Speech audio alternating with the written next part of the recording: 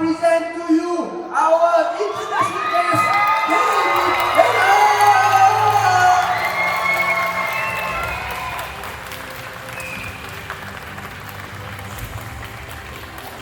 And of course, to start the panel session, I would like to invite the moderator, our director of the event, right, Mr. Iskandar Zend.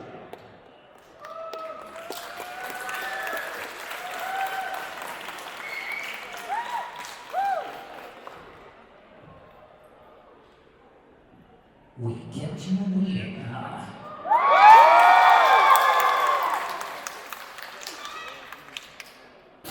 So, supposedly there's like this production and everything, but I'm sure all of you know who he is, right?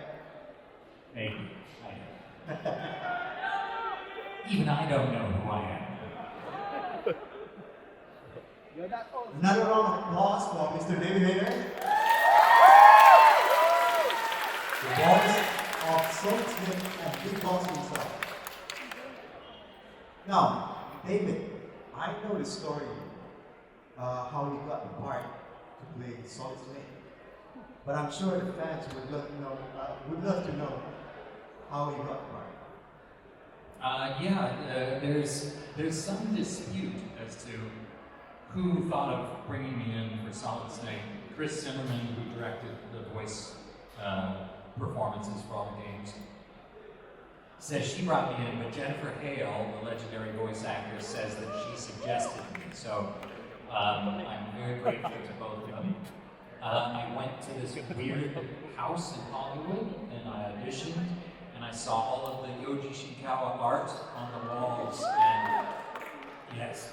And I was like, oh, this looks pretty cool. And so I auditioned for it and I was a very broke actor. I had no money, I was very poor. And then I was hanging out at a friend's house and my old Motorola StarTAC cell phone rang. And it was Jennifer Hale. And she said, guess who's going to make some money? And I was like, is it me? I really hope it's me. And then it was me. And she said that I got the part for Metal Gear.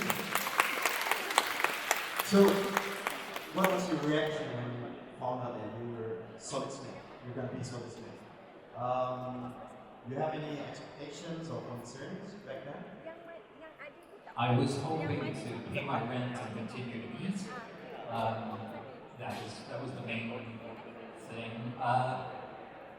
No, I didn't really know what to expect until they sent me the script, and the script was a pile of paper about yay big, 1,000 pages or so, and then I thought, oh wow, this is a lot to take on. And but it wasn't until we started recording that they showed me a cutscene from the game. They showed us the scene where Snake shoots down the Heinke helicopter. And then I thought, oh, then I started to understand the scope of what it was and how big the game was going to be. Right, for that particular role, how did you approach creating that iconic voice for Solid Snake? Yeah, I didn't audition with the Snake voice. I auditioned with my voice, which when I was younger would have sounded like this. So, Colonel, I'm at the sneaking point, and I had this very youthful voice. And then I read the script, and I found out that Snake was already retired, and he was already a legend, and he didn't want to come back, and he was kind of bitter, and I thought, he needs to sound older than me. He needs to sound like he's been through a lot. And so it just started to come out, and that was it. That's how it came. Was there any inspirations, like any characters that you referenced from what it was? No, and people ask me if I'm doing an impression of like Kurt Russell and Snake Plissken, but I wanted to specifically not do that. I didn't, call me Snake. I didn't want to do that. It was just me, but me being more tired and more experienced and more miserable. So, could you share like most memorable recording for Solid Snake? Is there any For the first game, well, yeah. So we were recording Metal Gear Solid, and the first time I had to say Metal Gear, I was saying Metal Gear. I was like, well, we're going after Metal Gear.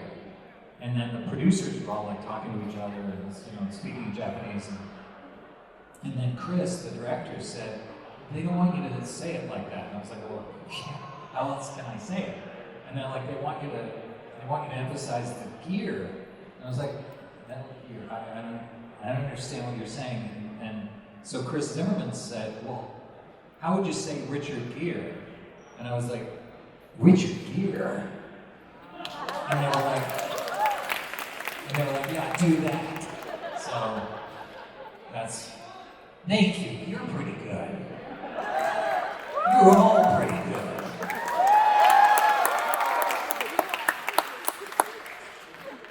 So basically, you said that Solid Snake's voice is your voice, so you're much older, roughly. So that's how you. Yeah, and the older I get, the more I sound like Solid Snake. So that's how you play the voice for each stages of Solid Snake and Naked Snake and Big Boss, right? Well, hopefully they all have a little bit of a difference to them. Like Naked Snake in Snake Eater, he's younger and it's the same voice, but he's more full of life. He's ready to go out and take on the world, and there's a little more energy to it. It's less, like, it's more like this, like Boss, we're going after Metal Gear, that sort of thing. And then when we did like Peace Walker, that's old Big Boss, and he's very gruff and very experienced, but still, tough as hell. Yeah, we can tell the difference between the voices, which is why I love the character so much and how you did each of the characters. So, how do you feel that? I know a lot of people say that Solid Snake and Metal Gear Solid actually changed the voice acting industries for video games. How do you feel about that? Yeah, I would agree. Again, Chris Zimmerman was an animation director, and so she knew all the great animation voice actors, and she was the one who chose almost everybody who got cast in the game. So, before Metal Gear, a lot of the voice acting was done by the developers, or I guess you said on Resident Evil, it was like local students or something, right? And that's not the same thing as having people like Jennifer Hale or Chris Randolph or just the amazing actors that we had. So the combination of the fact that Metal Gear was so cinematic and had all these incredible movie-level scenes, and then the fact that Chris cast real actors in them changed the whole industry, I think. Then you went from, what is that? Blood! From Resident Evil.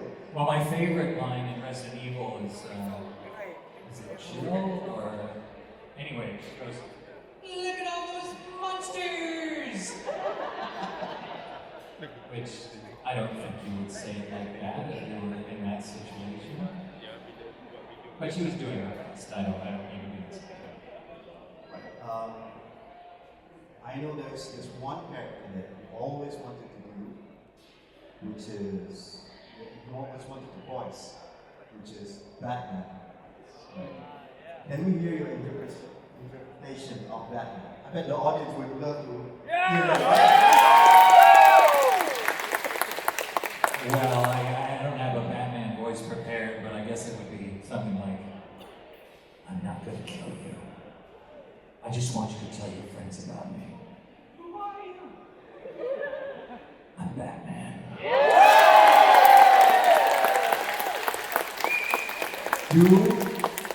You audition David for Batman.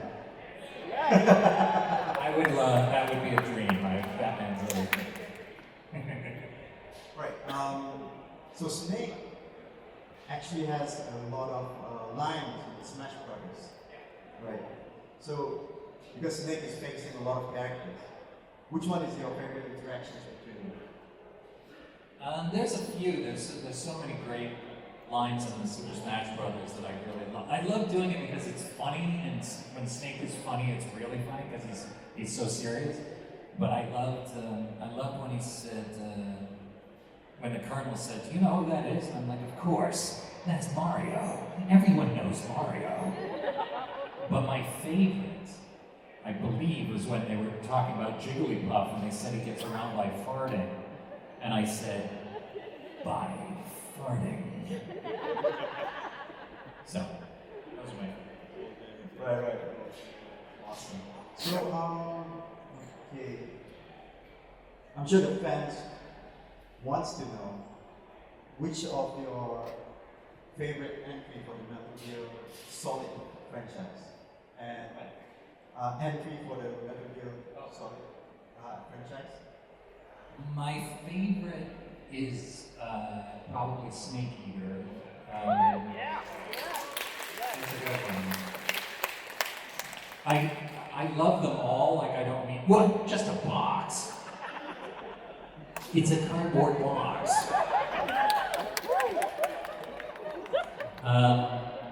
I love all of the games, and what I love about them is they're all completely unique and different unto themselves. But and I love Metal Gear Solid.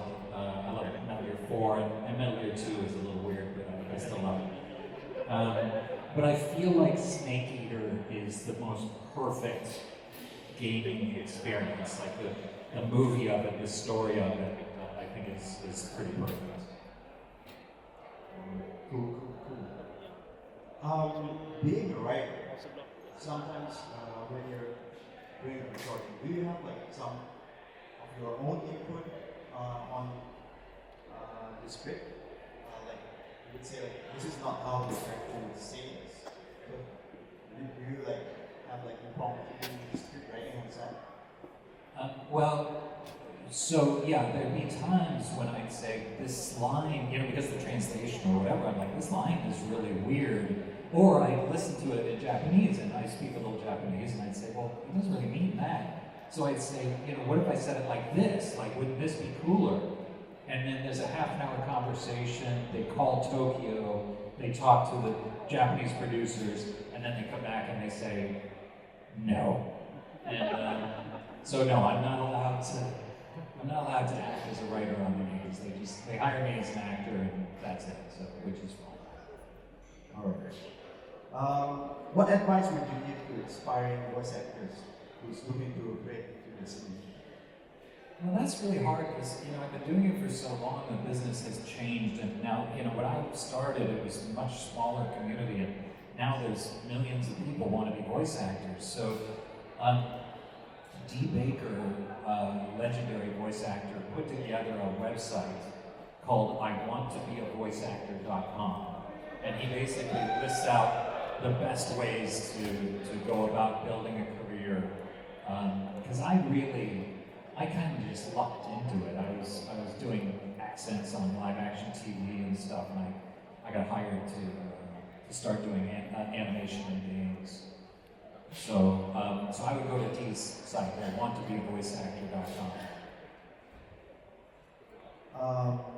Can you tell us about your first voice acting gig? Yeah. So my first voice acting gig, I was going to high school in Japan, and I went to an international high school with an American or an English language curriculum, and we were in Kobe. I was 16 years old, so it was 1985, and a Japanese video game company came to our school and said, we need 4 guys who speak English to do voices for arcade games, the stand-up console games. And so we did, and we went down, and it was like, pilot voices and soldier voices, and get him, he's over there, whatever. I never knew which games they were, but essentially, I've been doing voices for video games since they invented voices for video games. So, what you're saying right now, there's a mystery thing that people have to hunt to break this mystery, you know? So Yeah, we have to start a Reddit post looking for this game. So we can get David's name in the credit. Yeah, you know, somewhere out there, there's a few video games with my 16-year-old voice, which again probably sounded a lot like this. And if anybody can find it, that would be pretty cool. All right, cool. So we tried some Malaysian food and cuisine. Right. Which one did you enjoy the most? And can you say the dish in Snake's voice?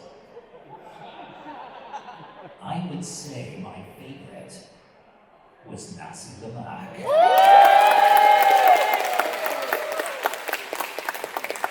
With a little bit of sambal, that's tasty. There you have it, guys. All right. Another question. Would you want to visit Malaysia again? Yeah, the country's been amazing, and you guys don't know, but the organizers brought me in at the beginning of the week, and so I've spent the whole week exploring Malaysia, and well, that's not true, exploring Kuala Lumpur, and seeing everything, and eating the most amazing food, and meeting the most amazing people, and it's just, yeah, it's been a really, because I don't know when I would get an opportunity like this to come to KL.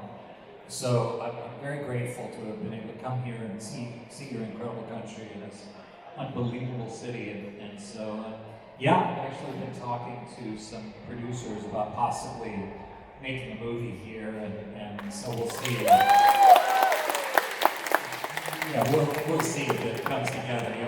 You always have to convince people to give you millions of dollars first, which can be tricky. But no, I love it, and I was just saying to Zend backstage that I would love to see the islands. I'd love to see Sabah, and I'm a big scuba diver, so I really want to dive the oceans and see the countryside. So yeah, so just want to say thank you for having me in Malaysia. It's just a spectacular country, so you should be very, very proud. And we're honored to have you. Okay, you were saying about your project just now. Can you tell us more about your upcoming projects or roles that you're excited about? A little bit. A lot of the things that I write and produce are secret until they come out, but I do have a video game coming out called Steam Dolls Order of Chaos. So if you go to my Twitter, you can see I tweeted out a trailer that we have for the Tokyo Game Show. And yeah, so that game's pretty cool. I'm still doing the lead Jedi voice for Star Wars The Old Republic. Yeah! May the Force be with you, all of us. So that's pretty cool. But I think those are the only ones I can talk about right now. But I have lots of things coming, so stand by. What did it feel like to work with Jennifer Hale again in a video game? Talking about Steam Dolls. Yeah, Steam Dolls. Yeah, so Steam Dolls reunites Jennifer Hale and me and Christopher Randolph, who plays Otacon. Well, it's funny. You know, Jennifer lives in Canada now, so I don't see her as much, and she recorded from there. So I didn't really work with her on the game, but she's one of my very best friends. And she called 2 days ago and said, "Hey, I'm in Los Angeles. Let's go have dinner." And we're in Kuala Lumpur. So, but I do see her quite a bit. So it's pretty great. One of my very, very dearest friends. Okay. Other than that, do you guys want to hear this story about Dragon Age Inquisition? That you did. Can you tell us more about that? Yeah, I don't know if you played Dragon Age Inquisition. So I play Lieutenant Ren, who's a dwarf warrior guy who I guess is a lieutenant as well. So that's weird, but I went they just asked me to come in and do this job. And they said for the first time in Dragon Age they were going to use performance capture. So they draw the dots on your face, and they have this rig where the camera's on your face, and then they replicate your performance in the computer. And they said, this isn't going to be in the game, we're just testing the technology, and we wanted you to help us out. So I said, okay.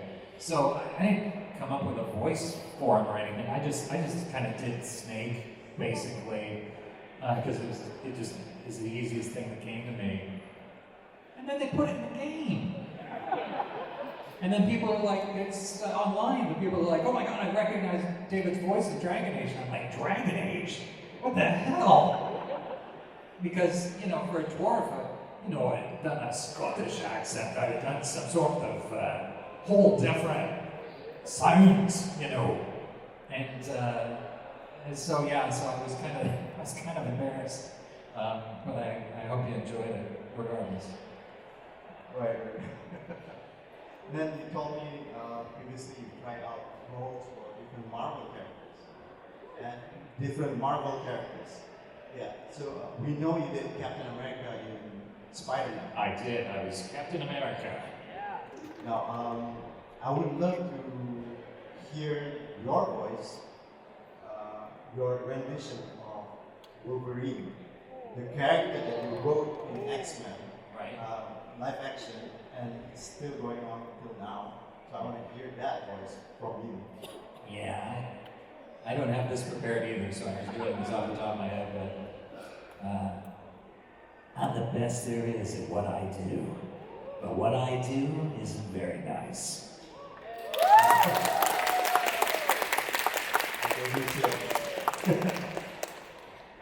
Right, I guess we can open a few questions to the floor. Would you guys know that? I'll let David pick. You're the most enthusiastic.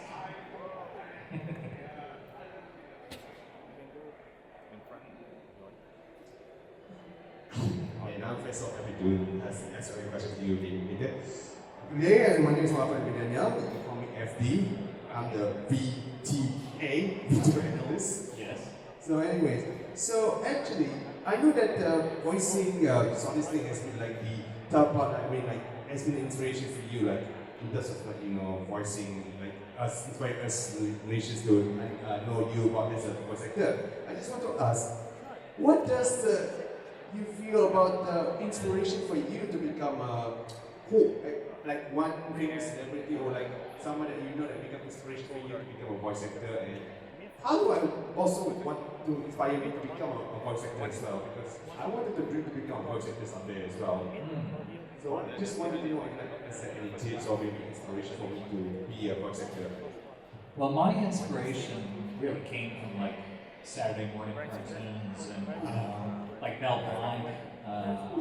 What's up, Doc? That's right, yeah, from the Looney Tunes. I mean, once I realized that was just one guy doing all those voices, and he inspired generations of voice actors, and so that's really how it started. And I also loved, watching, like, when I was a little boy, I'd watch the Super Friends and stuff, and I'd hear people playing, Superman or Batman or whatever, and I was like, I could do that.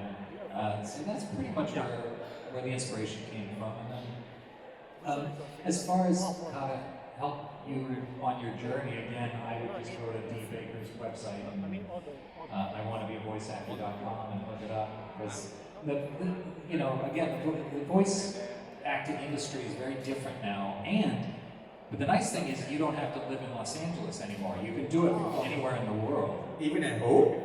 Yeah, everybody does it from home now. They do it through their computer or over Zoom.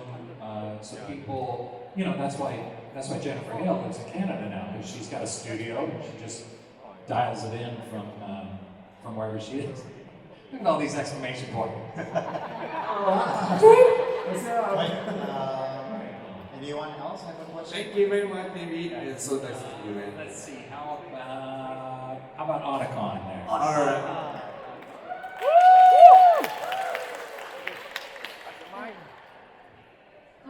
Hi David. Hello. My name is Shay. I'm from Singapore. Nice to meet you. Nice to meet you too. I've been to Singapore Oh, is it? many, many years ago. I see. Alright, I have two quick questions for you. So, my first question is, I myself, as a big fan of the Lupin the Third series, I would like to ask you, what was it like for you to voice Lupin. the thief himself, yes, Lupin? So, after I did the movie Guyver, Dark Hero, I was going to the sound stage where they were mixing the movie, and there was a director there, Kevin Seymour, who was doing English language translations of anime, like some of the first ever. And me and Steve Blum and Bryan Cranston used to get paid $50 an hour to do anime voices. And that was a great job. And then one day, Kevin called me and said, hey, would you like to be the lead in this movie? And I'm like, yeah. So I did it, but I didn't know it was directed by Hayao Miyazaki. Like, I didn't find out for 10 years after I did it. But I was recording Lupin, and it was the opening casino escape and car chase. And I was like, this is a really well-directed movie. Like, the visuals of this are incredible, and the character was so expressive. It was so easy to play Lupin, you know, believe in the thief, you know, so I just had a blast doing that movie. And again, it wasn't for another decade before I realized that I got to star in Miyazaki's very first movie. So it was a huge honor, and yeah, I was very grateful for that. That's great. You told me that that's your favorite anime movie also, right? That's my favorite anime movie that I'm in, for sure. I don't know if it's my favorite anime movie of all time. I love all the Miyazaki movies. Those are my favorites. Princess Mononoke. I don't know, maybe it is my favorite. You know, we'll just say that it is, because I'm in it. Right, okay, that's cool. Right, so my second quick question is, who or what is your favorite Pokemon? My favorite Pokemon? Well, it's a big secret, but I'm going to tell you, I don't have one. I don't know anything about Pokemon. I mean, I guess I would say Squirtle because I think it's the funniest name. But beyond that, I don't. I was a little too old for Pokemon when it was created, so I kind of missed the whole thing, and I apologize. That's alright, it's okay. But thank you so much for the question. Thank you. So it wasn't the party Pokemon was your favorite? It wasn't the party Pokemon was your favorite? I thought the part is Jigglypuff a Pokemon? Alright, then Jigglypuff. Alright, you here in the X-Men shirt. Yeah. Right, hello, Mr. Hayter. Hello. Glenn from Sabah. Wow, nice. Yes, I'm excited for this for school. I'm to my one and only solid snake. Yeah. Thank you. I'm a big fan. I'm also a big fan of your first two X-Men movies. Without you, the Marvel Cinematic Universe wouldn't have existed in the first place. So, big fan. So yeah, the question is, speaking of which, can you tell me about the first time, the writing process of writing the first two X-Men, as well as, have you actually met Kevin Feige, face-to-face consultation during that time when you can pitch something like that? And also, to come up with this Magneto's helmet being able to deflect the telepathic power. So, that's it. Also, give my regards and love to Mr. Kojima. Thank you. Thank you. Yes. Well, so I got a job answering the phones on the first X-Men movie. But I knew the director, and they were trying to figure out the script, and he kept complaining. He's like, nobody knows anything about the X-Men, and the script's gonna ruin my career, and I don't know what to do. And I said, I know know the X-Men. I read the comic books. I know the characters like they were my family. So I suggested a scene. I said, why don't you have a scene where Wolverine runs into Cyclops on the mansion grounds, and Cyclops says this, and Wolverine says this, and they're tossing a basketball back and forth, and then Wolverine pops the basketball with his claws and walks away. And the director said, good, go write that for me. And I figured he was kidding because it's not legal. I'm not in the Writers Guild. I'm not being paid. I had never written a script before. But I wrote the scene and he put it in the movie. Then, for months, we'd work all day. I'd be answering the phones, and at the end of the day, he'd say, okay, take a look at this scene. And I'd stay at the office while everybody went home, and I would rewrite, the mansion sequences, or I'd rewrite this, or I'd rewrite that. So by the time the studio found out, I'd already rewritten over half the movie, and they were forced to make a deal with me and put me in the Writers Guild. And then the director said, you're coming to Canada, and that's how it happened.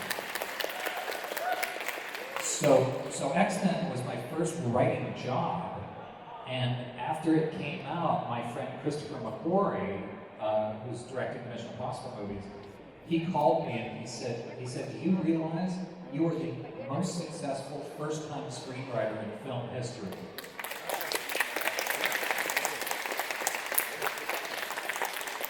And when we went up to Canada, the producer, Lauren Schuler-Donner, had an assistant named Kevin Feige. And and we were at the opening night party, and we were drinking beers and stuff, and he was so funny, and he really knew the Marvel characters. And I told the director, I was like, look, this guy really knows Marvel. And so he came into the creative thing, and it was me, Bryan Singer, Kevin Feige, and Tom DeSanto, and we were called the Brain Trust. And we were the ones who would sort of make sure that it felt like X-Men. And so that's how he got his start, that's how I got my start, that's how it came together. It was a crazy story. I knew in the purple there.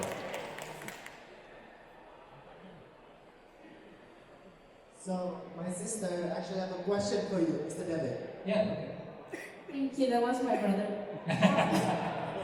So, hi David, it's actually quite a pleasure to have you in Malaysia. I'm a big fan of the Metal Gear games, I played all of them. So my question is, being a professional voice actor, so you spend like lots of hours in the recording booth, right? So when I was playing the games, you did a lot of growls, like when you die. And then when you have to scream sometimes. So when I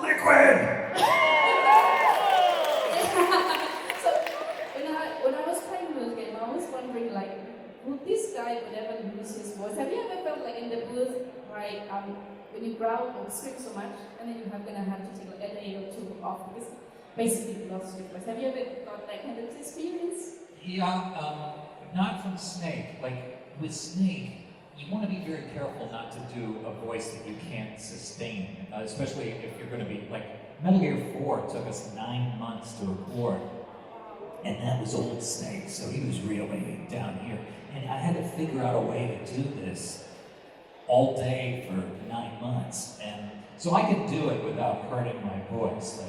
But I also play King Shark on The Flash. And King Shark's voice is, "Where's the Flash?" And if I do that for 20 minutes, it will blow out my voice and I can't speak for 3 days. So fortunately, King Shark doesn't speak that much because he's very expensive to render. But yeah, that one's pretty damaging to my voice, so unfortunately I don't do that too often. But yeah, no, with Snake I can do it all day, every day. That's good to know. Thanks a lot.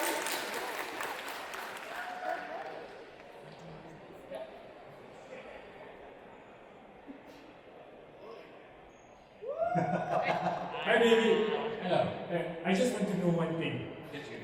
If, let's say, Solid Snake versus Sam Fisher, I'm a Sam Fisher fan, who would win?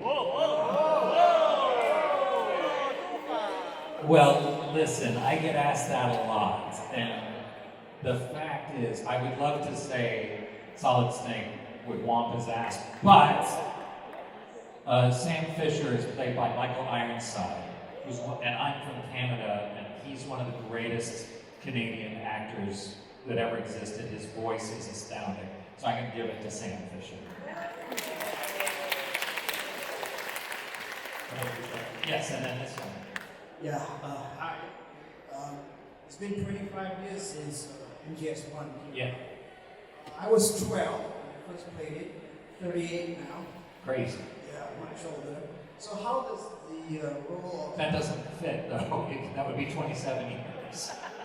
Yeah, so how does the character of Snake inform you as a person the older you get, considering that Snake is a cynical and also virtuous character? Yeah, that's all. I was the guy who was making you the bus from Twitter. Oh, yeah, awesome. Well, nice to see you. Hi. So yeah, that's a question. How does the role of Snake evolve as a person the older you get?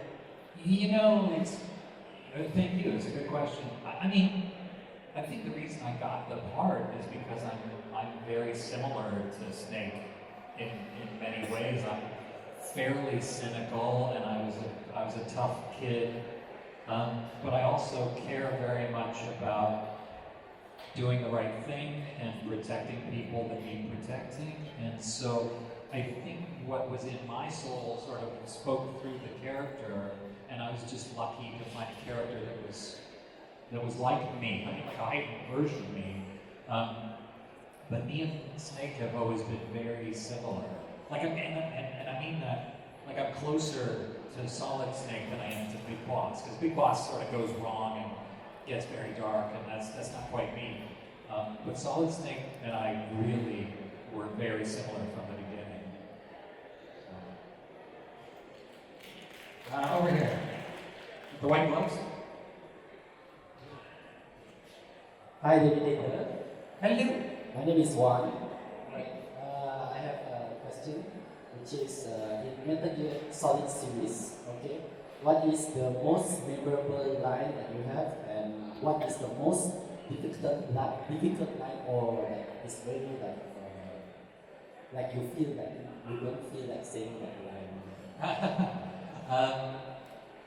My favorite line, or my favorite little speech, is from Metal Gear 4, when he says, "I'm no hero, never was, never will be. I'm just an old killer hired to do some wet work."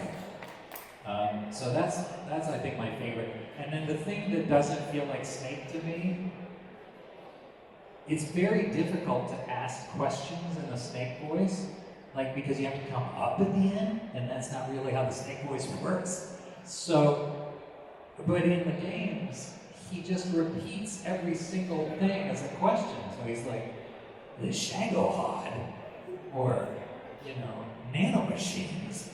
So that's always been the most difficult thing, and of course it happens all the time.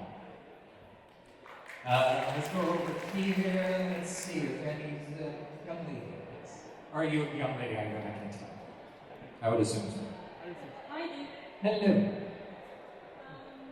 So my friend here is wondering if you have any core memories with Mr. Kojima. People ask me all the time, what was it like working with Hideo Kojima?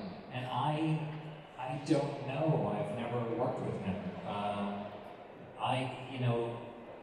Kojima-san makes the game in Japan, and then it comes to America, and we record the English version, and it's directed by Chris Zimmerman Salter. And so, it's never been a situation where I'm working and Kojima's in the booth and giving me direction, just not ever. But he did come out and visit with us, and he would sort of watch us work a little bit. So I've met him like 3 times, which was very inspiring. He's a genius, and I'm a great admirer of his. But I never really worked with him, which I know is a weird thing to say, but it's true. So, let's go way over there. Run! I'm just kidding. Yeah. to meet you. I'd like to ask, is there any property or media that you'd like to write or voice act for? Like, I know you've done a lot and your range is really, really good. So. Oh, thank you. Yeah, you know, it's hard to say because, like, if it's something I haven't done, I don't want to bring it up because it'll cause a whole news thing. But, like, I loved Sandman. I always wanted to work on Sandman and how they're making the show. And so if anybody from Sandman wants to hire me to write, I'd love that. Daredevil, I always wanted to write. I begged Fox to let me create a Daredevil show back before the Charlie Cox show, and then the Charlie Cox Daredevil I think is amazing, and so and Batman, I'd love to work on Batman in any capacity. You there in the black shirt. Hi David, my name is Uzam. So I'm a big fan of the Marvel work they have done. I love both the X-Men movies. So there are just two questions. You have done a lot of voice acting for anime, video games, and whatnot. But I want to more talk about your live action roles, especially with David Hayter, because that was one of my favorite movies that my father showed me. So I was wondering, two questions. Do you have any interesting stories regarding the making of the movie, and also were you a fan of its original material, which was the manga? Yeah. So yes, well, thank you for saying the Guyver movies are. Or the Guyver Dark Hero is one of my favorite movies. That was my first big role in Hollywood. I was so happy to get it. I didn't know the manga or the anime, but as soon as I got the role, I rented the anime and watched it, and I thought it was really amazing. An interesting story. So the first day of shooting, we were up at the archaeological dig, and the first shot that I did, the first shot of the movie was me and Corey, and we're in the truck, and we pull up to the camp, and I'm carrying this case of beer, and then there's a young archaeology student named Mary, and she comes up, and the scene is that Corey says, Mary, can you take this beer into the mess tent for us? And then we walk away. And the young woman playing Mary was very beautiful. And so before we did it, the actress playing Mary said to Steve Wang, the director, she said, well, he's the star of the movie, right? And he said, yeah. And she's like, okay, so when he walks past, I should check out his butt. And I was like, good instincts, like, you know, what an actress she is. And then a few years down the road, we got married and had a baby. And she's here in Malaysia with me, so that was probably the coolest story. Let's go back over here. How about you in the mask?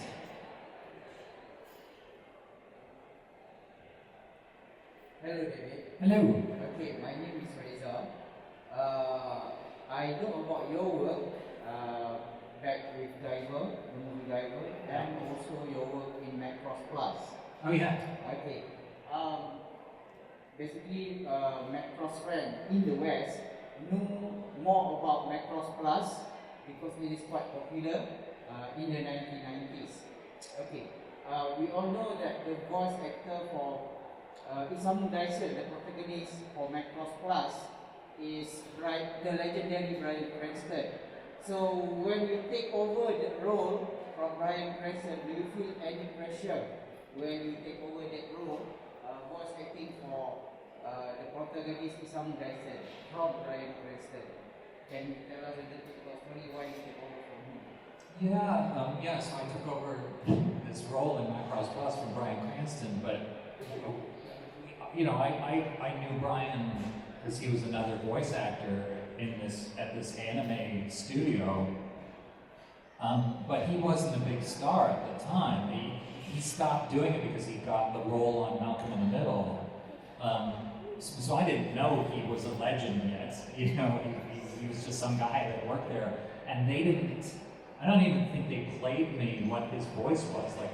they could have played his voice and I could have done an impression, but they didn't, so I just came in and did it with my own voice. So I should have felt more pressure, but I didn't. So it's a little unsatisfying. All right, I'm gonna go with you. The black shirt. Hi, Snake. You can call me Snake. Yeah. So just I have one question that I just want to ask you, because the world is divided into two, which is a Solid Snake team and also the Big Boss team.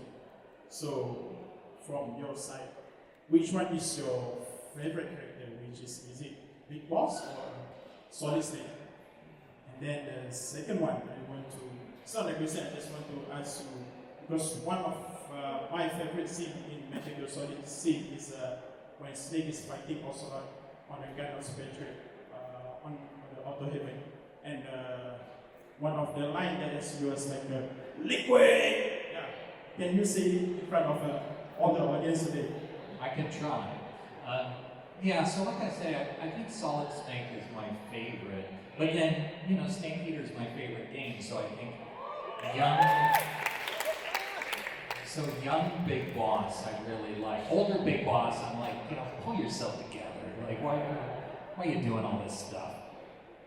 And then, oh, there's Snake right there. He's so stealthy. But he's got infinite ammo. You did. And then for the second part of your question,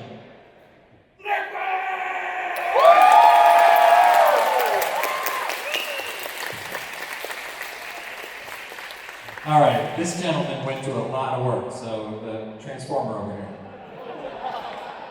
I don't know if you're a Transformer or a Gundam or what the hell's going on. Hi, Snake. My name is Ryan. I'm from Singapore. Hi. Yeah, I got one question. And you also appear once of the game that is also crossover with Metal Gear Solid Snake 8 Escape. You were in it, right? For which game? I'm sorry? 8 Escape. Oh, Apes. Yeah. Snake versus Monkey. Yeah. What, did you have a question? That's correct. What's the reason behind the crossover? That is just, they just told me to do it. We were in the booth and they said there's going to be this side game, Snake versus Monkey. I thought it was like part of Metal Gear 3.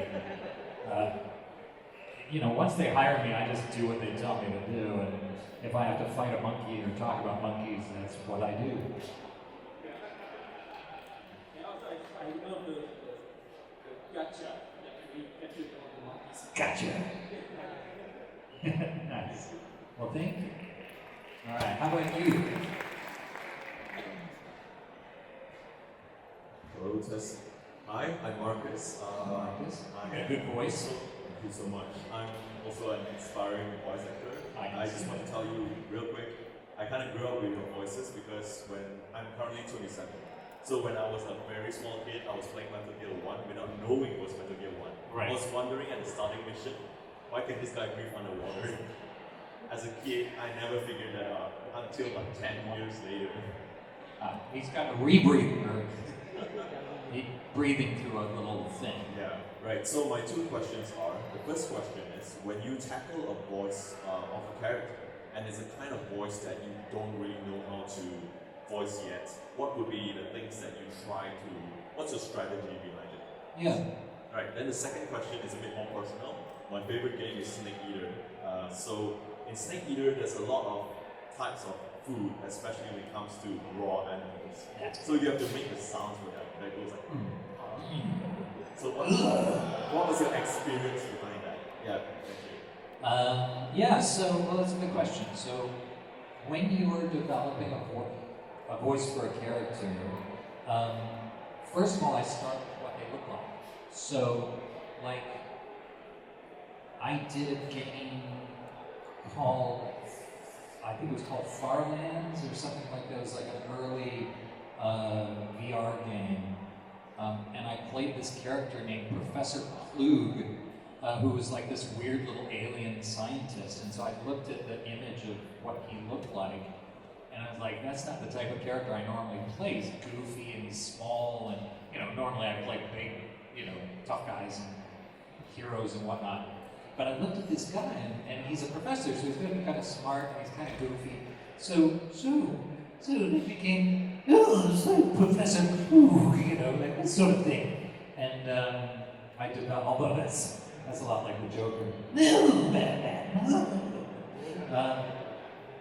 But so look at the character physically and see how big is their windpipe, how much heft do they have, how small are they, what do they have, like big friendly round eyes so the character is very friendly, or do they have like mean eyes, are they like that? Like when you listen to my Lupin voice, that's me looking at the image of what Lupin's doing, and he's just like a trickster, and he's always smiling, or he's making he's very fast, and so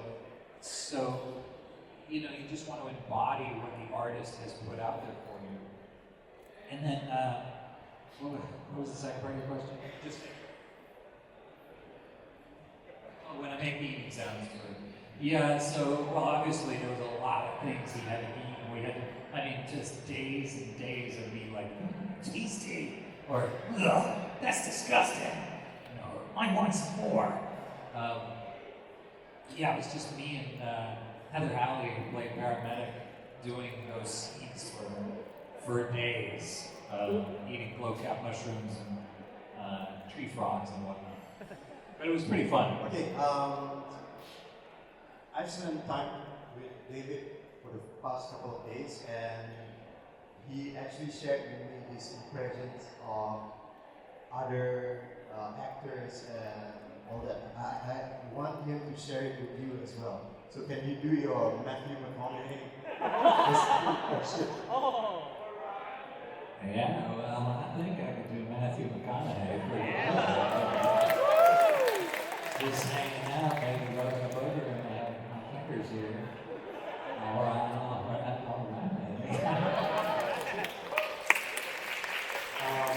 You did a Williams, Homer, Simpsons impression as well.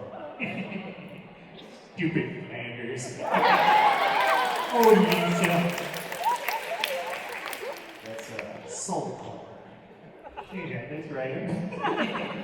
I'm solid Homer.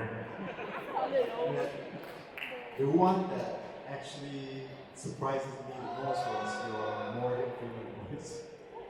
Oh yes, I can do Morgan Freeman. I'm doing a movie about penguins right now, and I've never seen a penguin like this before.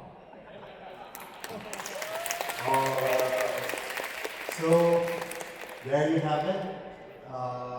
Time is running out. Thank you for having the panel with us. I'm sure the experience and memories will be always remembered by those who are here today. Again, thank you, Mr. David. Well, thank you. Thank you. These are excellent questions.